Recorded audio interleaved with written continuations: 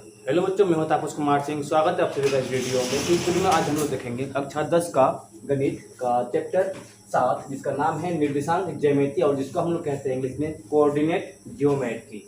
तो बच्चों, जो निर्देशांक ज्यामिति है इसको हम लोग क्लास 9 में पढ़ चुके हैं। ठीक है, इसका बेसिक नॉलेज है। जैसे इसमें ये समतल है जिसको हम लोग काटते तल या निर्देशांक तल कहते हैं। ठीक है, और इसमें जो है इसका 4 भाग होता है: प्रथम पाद, द्वितीय पाद, तृतीय पाद और चतुर्थ पाद।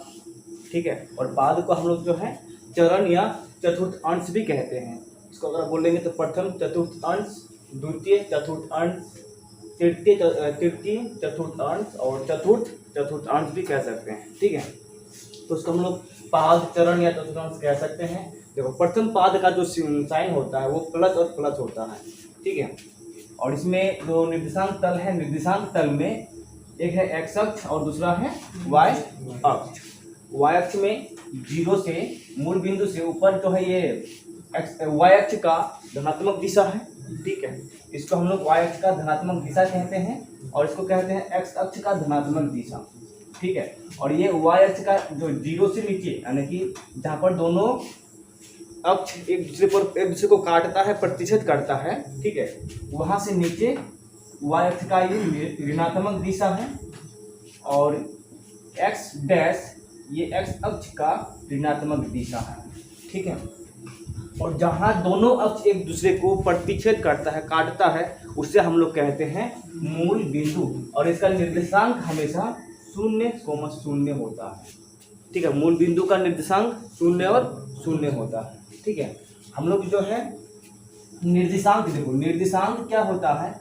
निर्देशांक मतलब कि निर्देशांक तल में जिन दो संख्याओं के जोड़े से, ठीक है, किसी बिंदु को दिखाते हैं। किसी बिंदु, मान लो कि यहाँ पर एक बिंदु है, इस बिंदु का अगर हम लोग को दिखाना है पोजीशन, ठीक है, एक स्थिति दिखाना है, तो इससे हम लोग दो संख्या का सहायता लेते हैं। एक तो हम लोग एक्स अक्ष का लेंगे, एक्स से दूरी लेंगे कि एक्स से ये कितना दूर है, और दूसरा लेंगे वाई से ये कितना दूरी पर है।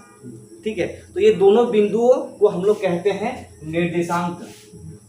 दोनों बिंदु को हम लोग निर्देशांक कहते हैं, और निर्देशांक को हमेशा हम लोग जो है, जो निर्देशांक है हमेशा इसे एक्स वाई के रूप में परिभाषित करते हैं या लिखते हैं। ठीक है, पहले एक्स का मान लिखते हैं, फिर बाद में वाई का मान। ठीक है, ये होता है निर्देशांक। निर्देशांक में 2 मान होता है, 2 संख्या का जोड़ा होता है। ठीक है, इससे हम लोग किसी भी बिंदु का कार्तीय तल, इसको हम लोग कार्तीय तल कहते हैं। ठीक है, कार्तीय तल या निर्देशांक तल कहते हैं। तो इसमें हम लोग किसी भी बिंदु का पोजीशन जो है 2 बिंदु से दिखाते हैं, और इसी हम लोग निर्देशांक कहते हैं। ठीक है, तो उसके बाद जो है यहाँ पर एक बिंदु है। इस बिंदु, मान लो कि इस बिंदु का नाम P है। ठीक है, कोई भी तल के हम लोग ले सकते हैं, यानी कि पहला जो तल है इसमें ये धनात्मक है, धनात्मक है, तो इसमें इसको हम लोग दिखाते हैं प्लस और प्लस साइन से। एक्स का मान भी प्लस है, इसका मतलब इसमें वाई का मान भी प्लस है। ठीक है, और दूसरा पद में यह है कि देखो, पहले तो हम लोग एक्स का मान लिखते हैं, तो इसमें एक्स का मान माइनस में है। ये जो है एक्स डैश वाला, ये जो है माइनस की दिशा है ना, ऋणात्मक दिशा है, तो इसको हम लोग पहले माइनस से दिखाते हैं, और ये धनात्मक जो साइन है वो y का है। ठीक है, और फिर इसमें तृतीय पाद में दोनों ही ऋणात्मक है, क्योंकि ये भी ऋणात्मक दिशा में जाता है, ये भी ऋणात्मक दिशा में है, तो इसमें x का मान भी ऋणात्मक होगा और y का मान भी ऋणात्मक में होगा।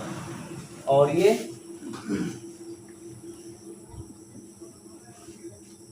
तो इसमें पहले x का मान लिखते, तो x का मान धनात्मक दिशा की ओर है, तो इसमें धनात्मक होगा प्लस, और ये जो है y का मान ऋणात्मक दिशा की ओर है, तो इसको माइनस से दिखाते हैं, -1 से लिखते हैं, माइनस। ठीक है, तो यहाँ पर एक बिंदु हम लोग लिए माना, और इसमें यहाँ से y अक्ष से बिंदु P की दूरी,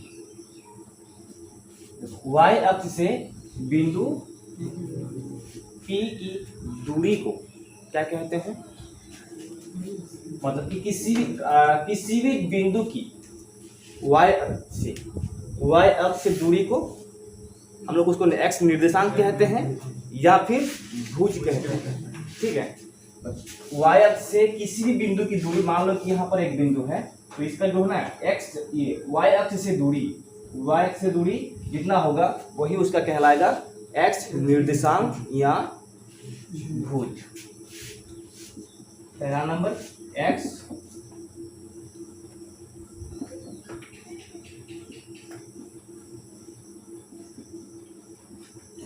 निर्देशांक या भुज। नंबर 2, देखो ये तो हो गया एक्स निर्देशांक या भुज, ये भी भुज हो गया, ठीक है। वाई अक्ष से दूरी कहीं भी मापना हो हम लोग को तो वो भुज कहलाएगा, चाहे इधर हो, इधर भी हो सकता है, ठीक है।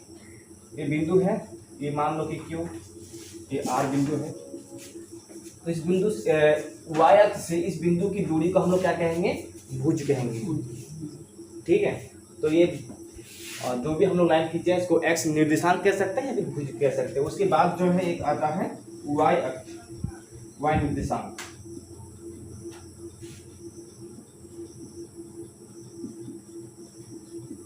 वाई निर्देशांक या कोटि। अब कोटि क्या होगा, देखो वाई निर्देशांक हम लोग किसको कहेंगे, एक्स अक्ष से किसी भी बिंदु की दूरी को, ठीक है। एक्स अक्ष से किसी भी, चाहे ऊपर हो चाहे नीचे हो, कहीं भी कोई बिंदु हो उसकी दूरी को हम लोग कहेंगे वाई निर्देशांक या कोटि। देखो या इसी बिंदु का ले लेते हैं, यहाँ से अगर हम मापेंगे तो ये क्या कहलाएगा, कोटि कहलाएगा, ठीक है। देखो एक्स अक्ष से दूरी मापे हैं ना इधर हम लोग, एक्स अक्ष से दूरी मापे हैं तो ये क्या कहलाएगा, कोटि, ठीक है। और वाई अक्ष से मापेंगे तो वो भुज कहलाएगा। वाई अक्ष से मापेंगे या तो वो एक्स निर्देशांक है या फिर भुज कह सकते हैं। अगर हम लोग एक्स अक्ष से मापेंगे तो उसको हम लोग जो है वाई निर्देशांक कह सकते हैं या फिर कोटि कह सकते हैं, ठीक है। तो भुज और कोटि ये हो गया। अब अगर हम लोग इन बिंदुओं का निकालना है तो ऐसे हम लोग खींचेंगे यहाँ पे, ठीक है, बढ़ा के जितना बढ़ेगा इसमें, और उसके बाद इसका भी हम लोग इधर से माप के निकाल सकते हैं, ठीक है। तो मूल बिंदु हो गया 0 0 और ये हो गया वाई अक्ष से मापेंगे तो भुज, एक्स अक्ष से मापेंगे तो कोटि, और ये हो गया प्रथम पाद, द्वितीय पाद, तृतीय पाद और चतुर्थ पाद, ठीक है। तो चारों पाद का जो है साइन भी याद रखना किसमें क्या होता है, ठीक है। अब उसके बाद जो है इसमें हम लोग बिंदु किस तरह से दर्शाएंगे वो हम लोग देखेंगे, ठीक है। और यहाँ हमने लिखे हैं दूरी सूत्र, विभाजन सूत्र और त्रिभुज का क्षेत्रफल। ये सब जो हम लोग अब तक पढ़े इधर यहाँ से, ये हमने क्लास 9 में पढ़ चुके थे, क्लास 9 में पूरा पढ़ चुके थे। और इससे आगे जो है हम लोग क्लास 10 में,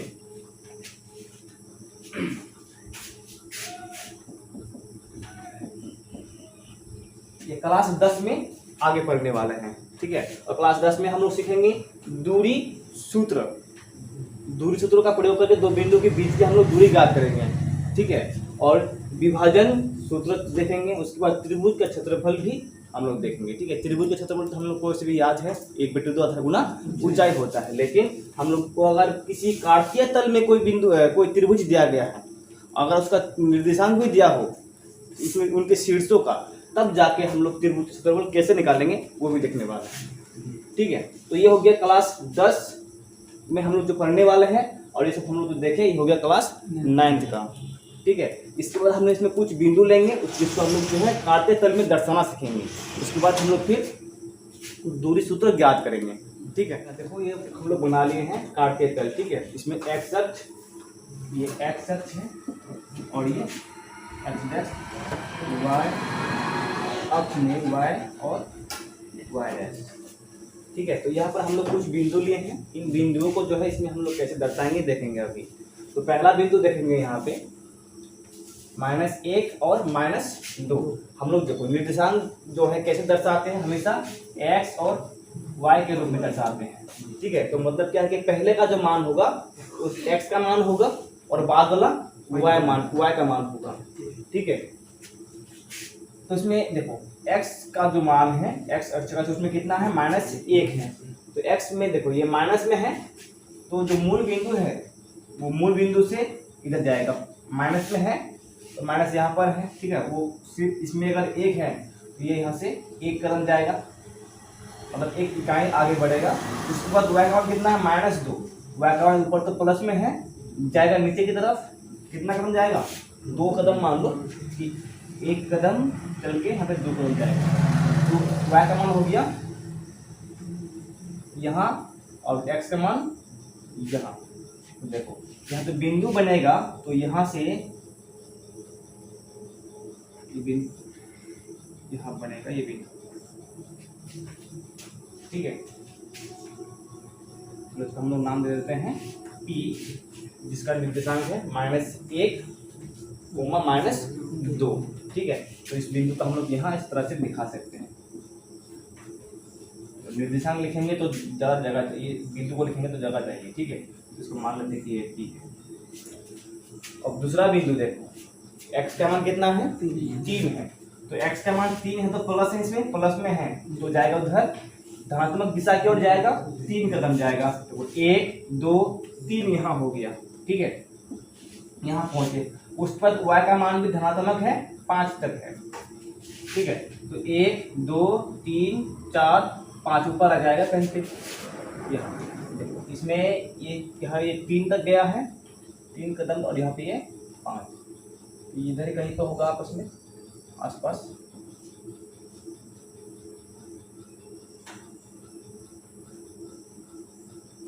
ठीक है, ये मान लो कि क्यू बिंदु है, तो ये बिंदु हम लोग क्यू से दिखा देंगे, ठीक है। या तो हम लोग बिंदु को भी दिखा सकते हैं ऐसे करके, निर्देशांक भी दिखा सकते हैं, कोई दिक्कत नहीं उसमें। उसके बाद तीसरा बिंदु का निर्देशांक है 3, 1। तो x का मान फिर से 3 कदम चलेगा, 1 2 3 कदम चलेगा। उसके बाद फिर y कहाँ तक जाएगा, y जाएगा केवल 1 तक, 1 बढ़ जाएगा आगे, प्लस में है तो ऊपर जाएगा, ठीक है। और x का मान प्लस में है तो वो दाएं तरफ जाएगा, तो यहाँ तक जाएगा ये, और यहाँ तक ये 3, और यहाँ पर 1। तो ये हो गया बिंदु R, ठीक है।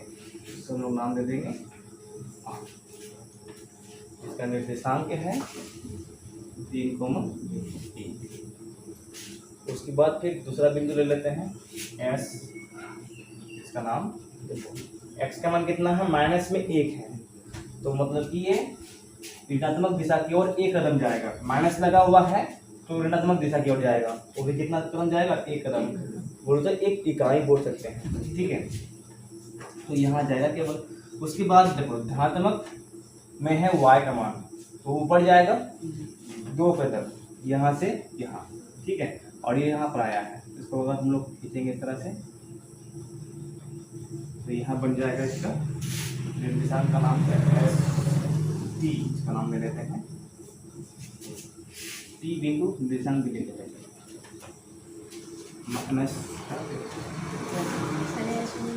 ये वाला है ना, S वाला था ये, -1 और 2, ठीक है। उसके बाद जो है इसमें -3 और 0, देखो x का मान कितना है, 3 है, माइनस में 3 है, अगर माइनस में है तो वो ऋणात्मक दिशा की ओर जाएगा, और भी 3 कदम, 1 2 3 कदम जाएगा यहाँ पे, तो यहाँ पर हो जाएगा ये।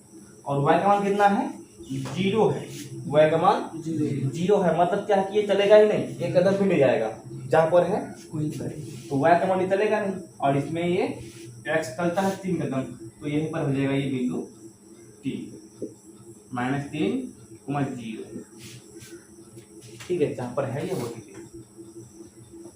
उसके बाद इस बार x का मान 0 है, तो x चलेगा नहीं इस बार, ठीक है।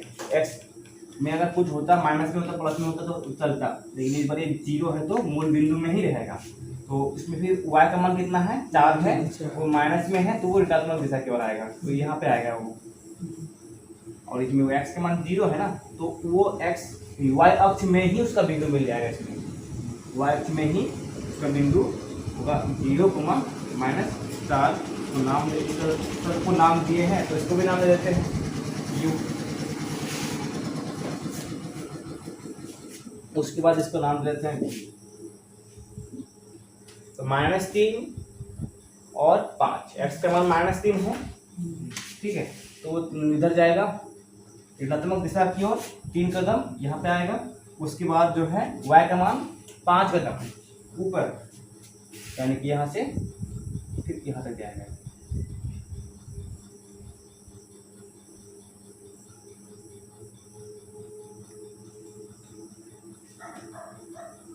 इसका हो गया निर्देशांक 3,5 -3 है। ठीक है, तो इस तरह से जो है हम लोग काटे तल में यानी कि निर्देशांक तल में बिंदुओं को दर्शा सकते हैं। ठीक है, यह तो लास्ट वाला बिंदु जो है भी लिए थे। ठीक है, तो और इसका जो मूल बिंदु का निर्देशांक होता है हम लोग देखें क्या क्या होता है, 0 और 0 होता है, क्योंकि x को भी नहीं चलना है एक कदम भी और y को भी नहीं चलना है, दोनों का मान 0 0 है, दोनों यहीं पे होगा। ठीक है, तो उसके बाद जो है अब हम लोग इसमें दूरी सूत्र ज्ञात करना सीखते हैं। दूरी सूत्र पहले हम लोग देखेंगे क्या होता है और इसको हम लोग निकालना सीखेंगे। ज्ञात करना मतलब निकालना सीखेंगे। ठीक है, तो अब यहाँ देखो ये काटे तल है। ठीक है, इस काटे तल में हम लोग 2 बिंदु लिए हैं P तथा Q, और दोनों के बीच की दूरी क्या होता है, देखो PQ बराबर √x2 - x1 का स्क्वायर प्लस y2 - y1 का स्क्वायर। ये जो है P तथा Q बिंदु के बीच की दूरी है। ठीक है, दूरी का सूत्र है और इसको जो है हमें ज्ञात करना है, मतलब ये कैसे होता है हम लोग ये निकाल के देखेंगे, याद करके देखेंगे। याद तो हम लोग कर सकते हैं, ठीक है, याद करने से फिर भूल भी जाएंगे जल्दी। तो ये अच्छा है कि हम लोग क्या करेंगे, इसको निकाल के देखेंगे कि ये कैसे बनता है। तो सबसे पहले हम लोग जो है दोनों बिंदु को मिलाएंगे कि ये हो गया दोनों के बीच की दूरी का बीच की रेखा। ठीक है, और दोनों बिंदु है P तथा Q का मान तो हम लोग को पता नहीं है कितना होगा।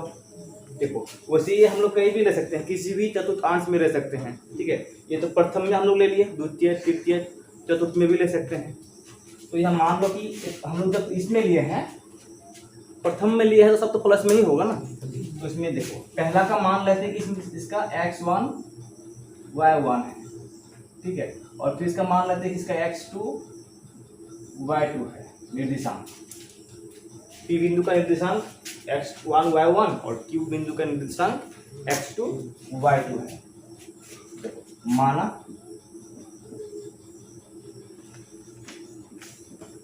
चित्र में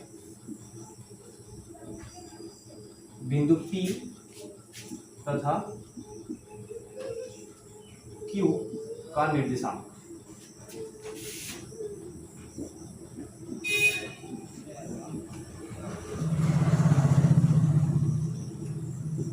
क्रमशः x1 y1 है एवं x2 y2 है। माना चित्र में बिंदु P तथा Q का निर्देशांक क्रमशः x1 y2 एवं x2 y2 है, दोनों बिंदु का निर्देशांक। ठीक है, और हम लोग को ये सूत्र निकालना है, ये सूत्र हमें याद करना है। तो हमने क्या कर देंगे, बिंदु P से हम लोग क्या करेंगे, x अक्ष पर लंब डालेंगे, फिर बिंदु Q से भी x अक्ष पर लंब डालेंगे। ठीक है, देखो ऐसा कि हम लोग जो है P तथा Q से y अक्ष पर भी लंब डाल सकते हैं, उससे भी हम लोग याद कर सकते हैं। ठीक है, तो हम लोग क्या करेंगे, इसमें हम लोग सीधा करके लिखे हैं, तो सीधा ही निकालते हैं। जो P है, P बिंदु से x अक्ष पर लंब डालेंगे और उसी तरह Q बिंदु से भी x अक्ष पर लंब डालेंगे। ठीक है, ये हो गया O, तो P Q R S ले लेते हैं। ठीक है, तो अब हम लोग इसमें क्या लिखेंगे, रचना P S लंब x डैश x पर। ठीक है, ले सकते हैं ना इसे, तथा ऐसे लिख सकते हैं PS तथा QR एक्स अक्ष पर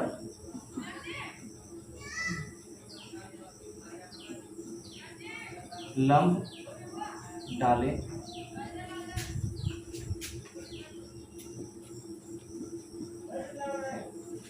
ठीक है, PS तथा QR एक्स अक्ष पर लंब डाले हैं एवं फिर हम यहाँ पर एक रचना करेंगे। देखो P से यहाँ पर हम एक लंब ले लेंगे P, फिर लंब P यानी कि तथा एवं PT लंब QR। ठीक है, P से एक्स अक्ष पर लंब PS लंब डाले, QR एक्स अक्ष पर लंब डाले हैं, फिर PT QR पर लंब डाल दिए। ठीक है, इसका दोनों कोण समकोण, इसका कोण समकोण।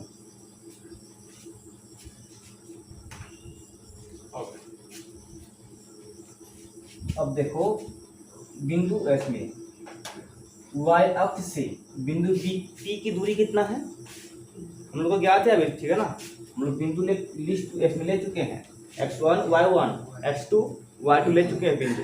ठीक है, हम लोग जानते हैं कि जो पहला मान होता है वो x का मान होता है, जिसको हम लोग भुज भी कहते हैं। यानी कि तब y अक्ष से बिंदु P की दूरी है x1। कितना है यहाँ से यहाँ तक, ये हो जाएगा x1। ठीक है, O से S यानी कि y अक्ष से P क्या होगा x1 लिए हैं यहाँ पर हम लोग। ठीक है ना, उसके बाद O से मूल बिंदु से R की दूरी कितना लिए हैं x2।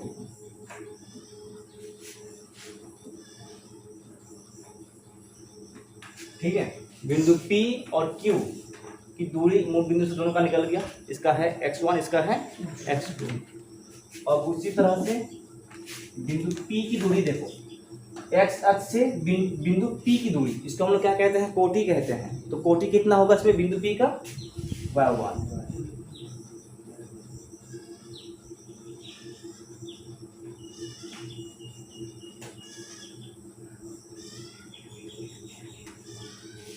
ठीक है, तो S से P की दूरी y1 हो गया। उसी तरह से इसमें R से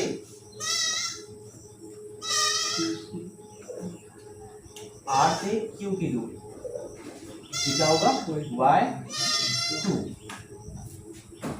ठीक है, देखो अब हम लोग को यहाँ पे एक त्रिभुज दिख रहा है। पहला हम लोग इसमें देखो y1 x2, इसमें x2 x1 y1 y2 लिख चुके हैं। अब हम लोग इसमें दिख रहा है क्या PQT समकोण त्रिभुज दिख रहा है। PQT समकोण त्रिभुज दिख रहा है इसमें, और PQ जो है उस त्रिभुज का कर्ण लग रहा है नहीं, तो कर्ण है। उसके बाद जो है PT आधार है और QT लंब है। ठीक है, तो इस सूत्र को हमें ज्ञात करने के लिए पाइथागोरस प्रमेय का प्रयोग करना पड़ेगा। ठीक है, और उसको प्रयोग करने के लिए हमें PT और QT का मान तो हमें पता होना चाहिए।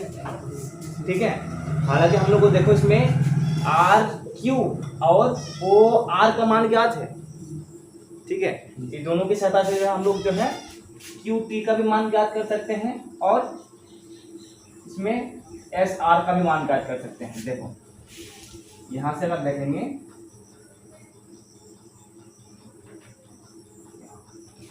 यहाँ से टोटल कितना है x2 है और यहाँ केवल x1 है। ठीक है, अगर x2 से अगर हम लोग x1 माइनस कर देंगे तो बचेगा कितना। ठीक से देखो यहाँ पे x2 से x1 माइनस करेंगे तो कितना बचेगा x2 माइनस x1 बचेगा। कितना बचेगा x2 माइनस x1। इसका मतलब ये हुआ कि जो है s और r के बीच की दूरी है वो x2 माइनस x1 है।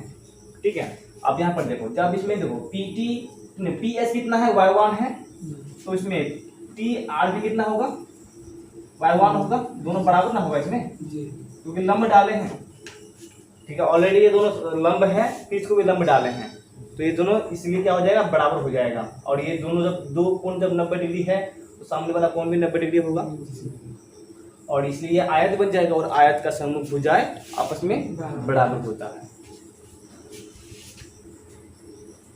तो टी आर y1 है और क्यू आर y2 है, इसलिए इसमें देखो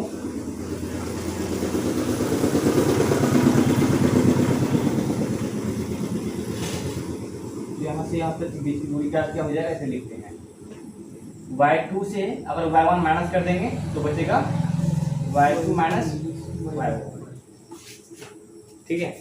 और एस आर जो है बराबर है पीटी का, एस आर पीटी का बराबर है, तो x2 माइनस x1, ठीक है। इसमें दोनों बिंदु का हम लोग निर्देशांक लिख चुके हैं और रचना कर ली, इसलिए अब यहाँ पे तो जो है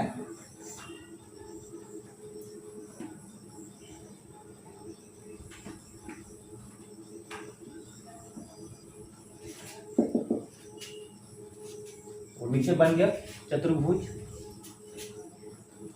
चतुर्भुज बन गया पी टी आर एस में, पी टी आर एस में कोण एस बराबर 90 डिग्री, 90 डिग्री है, कोण आर भी 90 डिग्री है क्योंकि लंब डाला है ना। उसके बाद तथा कोण टी भी 90 डिग्री है। जब तीनों कोण 90 डिग्री है तो ये क्या होगा, इसलिए चतुर्भुज पी टी आर एस एक आयत है,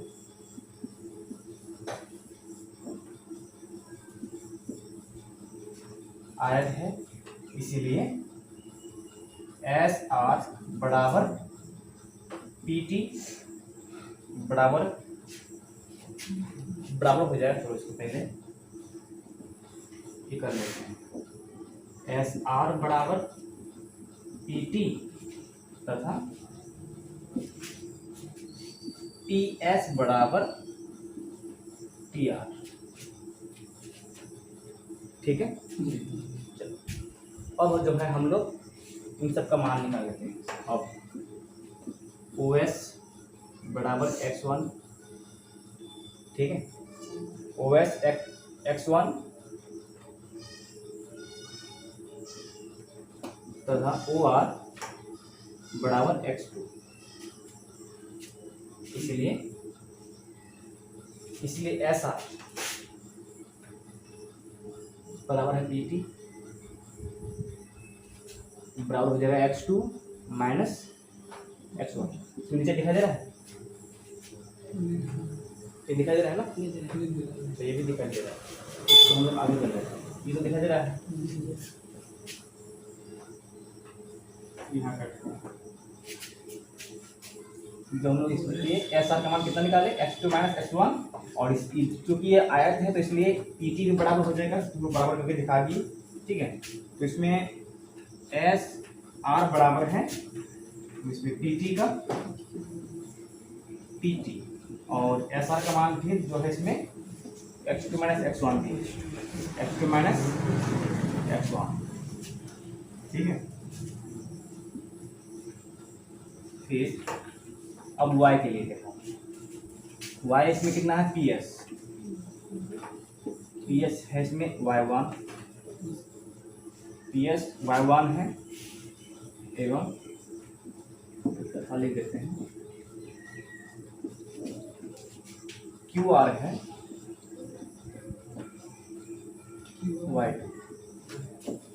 QR y2 है, और इसीलिए देखो PS जो है इसमें हम लोग PS को बराबर कर दिए हैं TR का, PS बराबर TR है,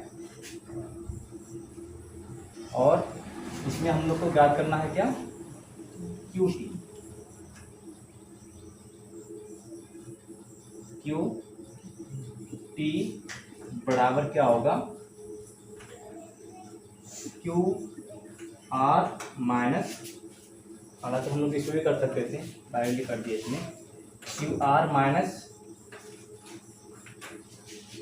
पी आर, ठीक है। क्यू टी देखो, क्यू टी बराबर Q R minus T R कर रहे हैं, तो इसमें क्यू आर की जगह हम लोग ले लेंगे पी एस,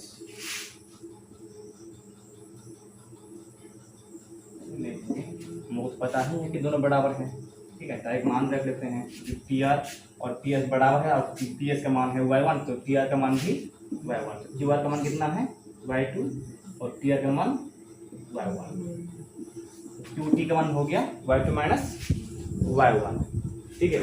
और इसमें जो हम लोग लिखे थे एस आर को भी हम लोग कैसे दिखा सकते हैं अभी भी, जैसे इसमें क्या होगा, एस आर बराबर O R minus O S, इसमें ओ आर का मान है x2 और ओ एस का मान है x1, ठीक है। इसमें क्यू टी का मान निकल गया, इसमें एस आर और पी टी का मान निकल गया, हम लोग को इसमें पी टी चाहिए, ठीक है। देखो अब त्रिभुज का इसमें दो भुजाओं का मान ज्ञात हो गया। जब त्रिभुज में दो भुजाओं का मान ज्ञात होता है समकोण त्रिभुज में, तो हम लोग तीसरा भुजा का मान भी ज्ञात कर सकते हैं, ठीक है। पहले इतना उतारो, उसके बाद जो है हम लोग पाइथागोरस प्रमेय का प्रयोग करें। अब हम लोग देखेंगे समकोण त्रिभुज पी क्यू टी में, ठीक है। अब समकोण त्रिभुज पी क्यू टी में कोण टी बराबर 90 डिग्री है, यानी कि कोण टी समकोण है, तो उसका सम्मुख भुजा पी क्यू कर्ण कहलाएगा इसमें। तो कर्ण का स्क्वायर हम लोग जानते हैं पाइथागोरस प्रमेय से, ठीक है। पाइथागोरस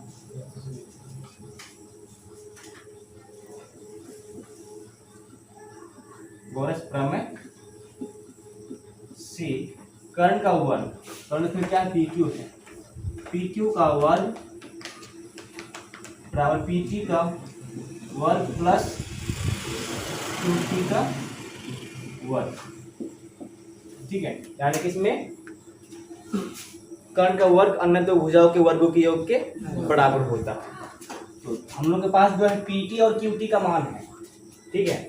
पी टी देखो, पी टी का मान है x2 माइनस x1 और क्यू टी का मान है y2 minus y1।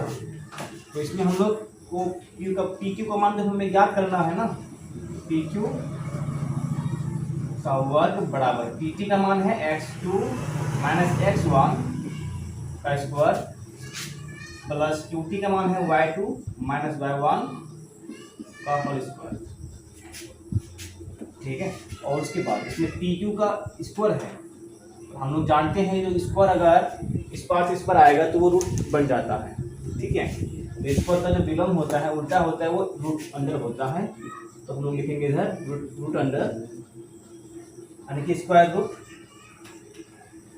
x2 minus x1 का whole square plus y2 minus y1 का होल स्क्वायर, ठीक है। यही जो है दूरी सूत्र कहलाता है, यही दूरी सूत्र, ठीक है। हम लोग को यही ज्ञात करना था। अब हम लोग इसके बाद जो है और एक कुछ ये तो हम लोग इसको प्रूफ कर लिए, दूरी सूत्र यही होता है। उसके बाद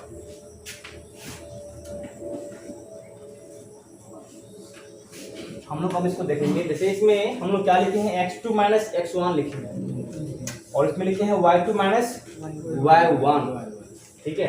और याद रखना कि दूरी हमेशा धनात्मक ही होगा, ठीक है। चाहे वो इधर मतलब कि मूल बिंदु से इधर चले, चाहे धनात्मक दिशा की ओर चले, चाहे ऋणात्मक दिशा की ओर चले, दूरी हमेशा धनात्मक ही होता है, वो कभी ऋणात्मक नहीं होगा, ठीक है।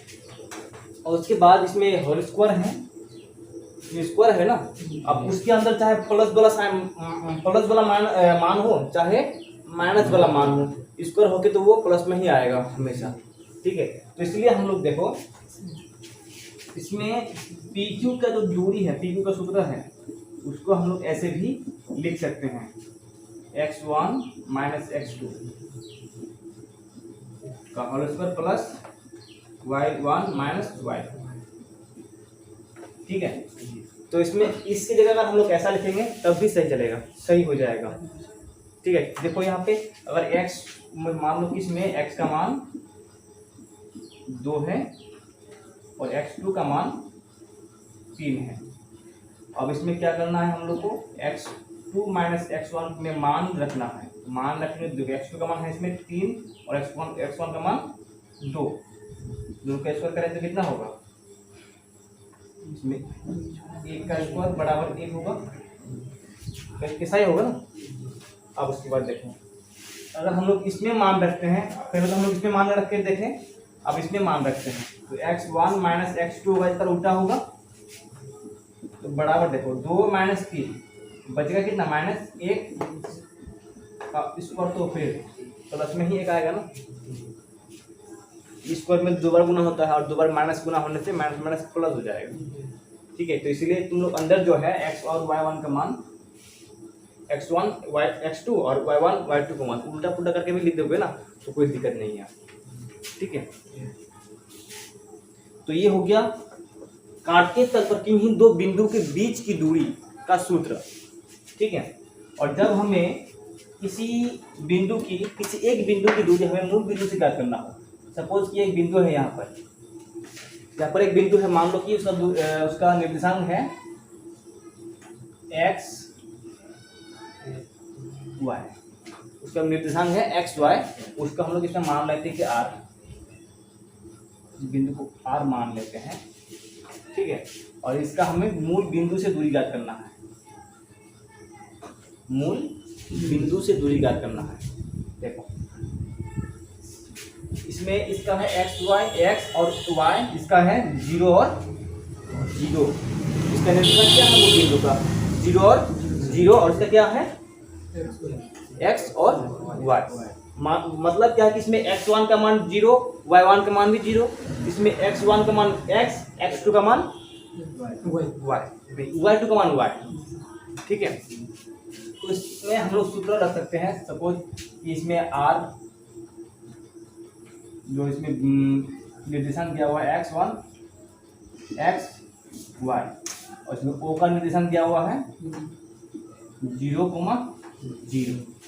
ठीक है, इसको मान लेते हैं x2 y2, इसको मान लेते हैं x1 y1। तो x1 y1 में क्या होगा, देखो नंबर नोट समझ लेते हैं।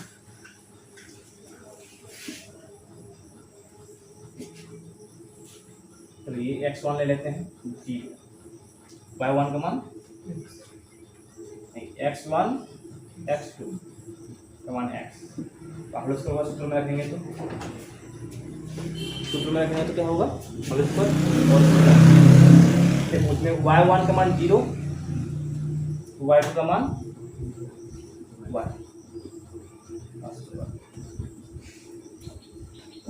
तो इसमें x नहीं बचेगा, तो केवल y बचेगा। ठीक है, और नीचे दिखाई दे रहा है, ये दिखाई देगा ना, x का स्क्वायर प्लस y का स्क्वायर। मतलब क्या है, अगर किसी भी बिंदु का मूल बिंदु से दूरी अगर ज्ञात करना हो, इसमें PQ नहीं लिखेंगे, इसमें लिखेंगे OR, क्योंकि OR बिंदु दिया ना हम लोग, मूल बिंदु हो गया O और बिंदु का जो निकालना है दूरी वो हो गया R। ठीक है, मूल बिंदु से किसी भी बिंदु का दूरी अगर ज्ञात करना हो तो उस बिंदु का निर्देशांक बस इस तरह से कर देंगे तो हो जाएगा। माना कि इसमें कोई बिंदु है, इसका निर्देशांक है 3,2, तो मूल बिंदु से हमें ज्ञात करना है, तो डायरेक्ट हम लोग क्या करेंगे, इस सूत्र का प्रयोग करेंगे, x का स्क्वायर प्लस y का स्क्वायर। ठीक है, इसमें 3 3 9, 2 2 4, 9 4 13, √13 हो जाएगा, इसका बीच के दोनों की बीच की दूरी हो जाएगा। ठीक है, बस यही याद रखना है। पहला तो हो गया 1 नंबर सूत्र, इसको याद रखना है, और उसको हम लोग ऐसे भी लिख सकते हैं, अगर ऐसे हम लोग लिख देते हैं तो कोई दिक्कत नहीं है। उसके बाद अगर किसी भी बिंदु का हम लोग को निकालना है मूल बिंदु से दूरी, तो हम लोग डायरेक्टली इसका इस्तेमाल कर सकते हैं। अगर हम लोग इसका भी इस्तेमाल करते हैं तो कोई दिक्कत नहीं है, हम लोग को इस प्रोसेस से गुजरना पड़ेगा। ठीक है, फिर लास्ट में आएगा इतना ही, चलो इसको उतार लो। उसके बाद जो है हम लोग फिर नेक्स्ट क्लास में जो है नेक्स्ट वीडियो में शुरू करेंगे प्रश्न वाली 7.1। और एक बार ध्यान देना 7.1 जो है 7.1 में केवल हम लोग दूरी सूत्रों से ही जो भी क्वेश्चन सॉल्व करेंगे, मतलब दूरी सूत्रों का प्रयोग होगा 7.1 में और विभाजन सूत्रों का प्रयोग होगा 7.2 में। उसके बाद जो है त्रिभुज का क्षेत्रफल जो है वो हम लोग पढ़ने वाले हैं 7.3। इसके ज़्यादा प्रश्न वाले नहीं, ठीक है, इतना तक ही होगा।